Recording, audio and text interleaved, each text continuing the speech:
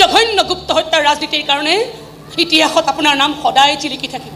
কিন্তু কোনো আপোনাক পূজা নকৰে ঘৃণাৰ থুইহে পেলাব লুকাই আছে কথা কোৱাৰ বাৰে বাৰে সুধিলেও মোৰ উত্তৰ একেটাই হ'ব মই নাজানো কোৱা তিৰোতা তুমি তোমাৰ নিজৰ স্বামী ক'ত আছে নাজানা মোৰ কেৱল মোৰ স্বামীয়ে নহয় এইখন দেশৰ ভৱিষ্যত যিখন দেশৰ বৰ্তমান গৈ মোৰ হাতৰ মুঠিত বন্দী হৈ আছে সেইখন দেশৰ ভৱিষ্যত তোমাৰ স্বামী কেনেকৈ হয় বৰ্তমানটো গতিত কৰি পেলাবলৈ বৰ বেছি সময়ৰ প্ৰয়োজন নহয় মোৰ স্বামীৰ হেং ডাঙৰ এটা ঘাপেই যথেষ্ট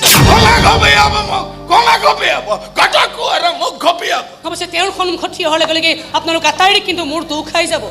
ঘাপটো আপোনালোকৰ ডিঙিতেই পৰিব নে বুকুতেই পৰিব সেয়া কিন্তু সময়েহে ক'ব মোৰ ধৈৰ্যৰ পৰীক্ষা ল'বলৈ মালা কৰকে আপোনাৰ ধৈৰ্যৰ পৰীক্ষা ল'বলৈ মোৰ কোনো ইচ্ছা নাই বুঢ়া ফুকন ডাঙৰীয়া স্বাৰ্থপৰতা আৰু ক্ষমতাৰ লোভ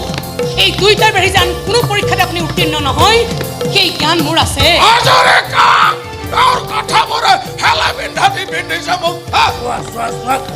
তুমি তোমাৰ স্বামীৰ ঠিকনা কৈ দিয়া এতিয়াই এই মুহূৰ্ততে কোন ৰূপেৰে উপচাই পেলাম তোমাক ইমানো মূৰ্খ বুলি নাভাবিব মোক এগৰাকী অসমীয়া নাৰীৰ সতীত্ব জোখাৰে যে ৰাজকাৰেঙত সোণ ৰূপৰ ভাণ্ডাৰ নাই সেই খবৰ মই ৰাখিছো চতুৰ নাৰী এতিয়াই তোৰ স্বামীক বন্দী সজাই আনি তাক বংগ কৰি পেলাব পাৰো মই নোৱাৰে আৰু নোৱাৰে কাৰণে এনেকৈ পানী নোহোৱা পুখুৰীৰ মাছৰ নিচিনাকৈ ধৰ ফৰাই মৰিছে কোঁৱৰৰ দৰে বহু কোঁৱৰৰ অংগ ক্ষত কৰিছো মই নিশাৰ আন্ধাৰত পৰাই নিষ্ঠুৰ নিৰ্মম জঘন্য গুপ্ত হত্যাৰ ৰাজনীতিৰ কাৰণে ইতিহাসত আপোনাৰ নাম সদায় জিলিকি থাকিব কিন্তু কোনো আপোনাক পূজা নকৰে ঘৃণাৰ থুইহে পেলাব কাৰণে সুধিছো কৈ যে ক'ত লুকাই আছে কথা কোৱাৰ বাৰে বাৰে সুধিলেও মোৰ উত্তৰ একেটাই হ'ব মই নাজানো এই শব্দটো শুনি কাণ পকি গৈছে মোৰ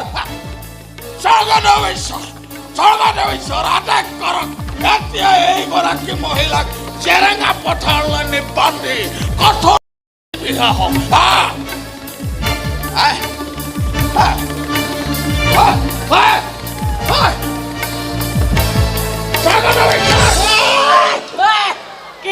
কি হ'ল আদেশ কৰক আদেশ দিছো শহুৰ দেউতাই যি কৈছে তাকেই কৰিব লাগে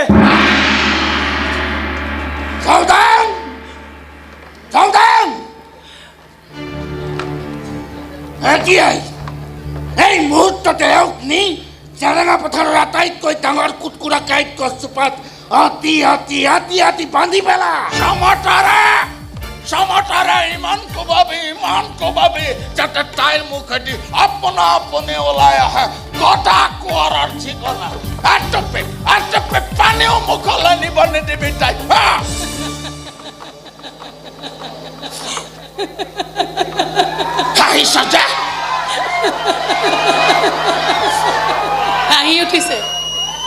হাঁহি উঠিছে আপোনালোকৰ